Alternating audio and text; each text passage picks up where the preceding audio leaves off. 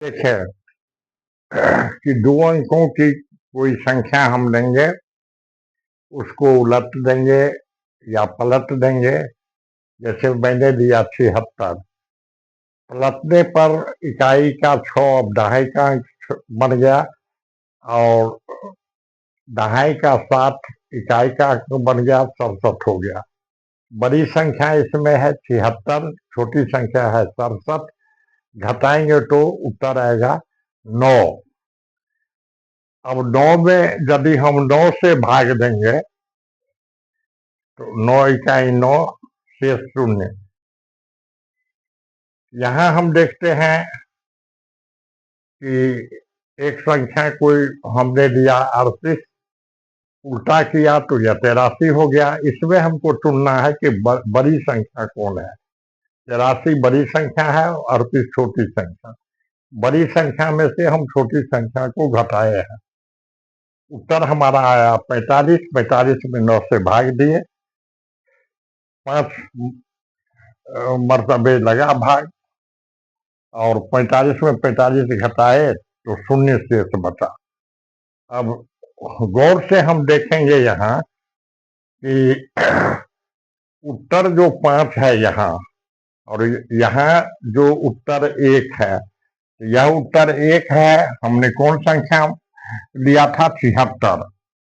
अब इसमें बड़ी संख्या में से छोटी संख्या को घटाएंगे, 7 माइनस 6 तो बराबर 1 होगा, जो भागफल के बराबर है।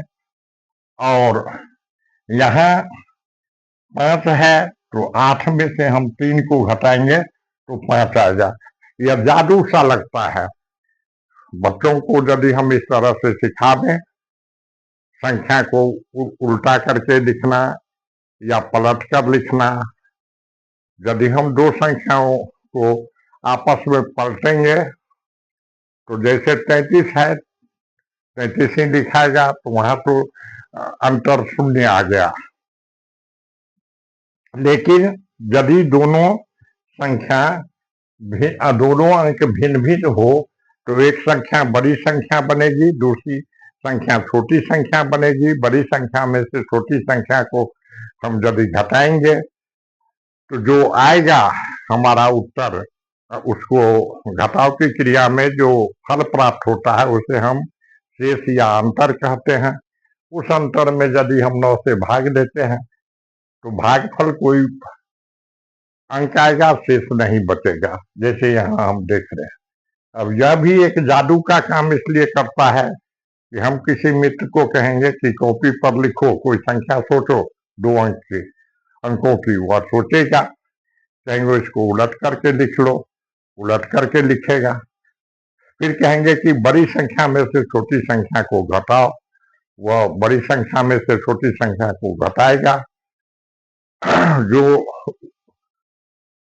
आया अंतर या शेष, उसमें कहेंगे 9 से भाग दो, 9 से भाग देगा, भाग पूरा पूरा लग जाएगा 9 से।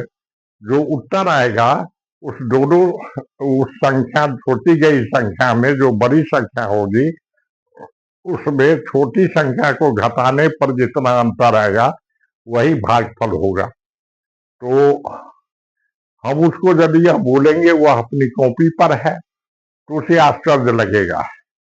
तो आज मैंने इसलिए इसको बताया है कि आप यदि छोटे छोटे बच्चों को बताएंगे, वीडियो देख रहे हैं तो उसे लगेगा कि गणित बहुत बड़ी चीज नहीं है, गणित बहुत आसान चीज है। और नई शिक्षा लागू होने के पहले यह इतना हल्का सवाल 8वां वर्ग के छात्रों को पढ़ाया जाता था। हम यदि चाहें तो उससे 8वां से नीचे वाले वर्ग के छात्रों को भी इसे आसानी से समझा सकते हैं, बता सकते हैं। उनके मन में एक कौतूहल जागृत होगा। लेकिन यदि वह जान जाएंगे तो उन्हें गणित खेल बुझाएगा। इसलिए हमने आज के शीर्षक को रखा है संख्याओं के साथ खेलना।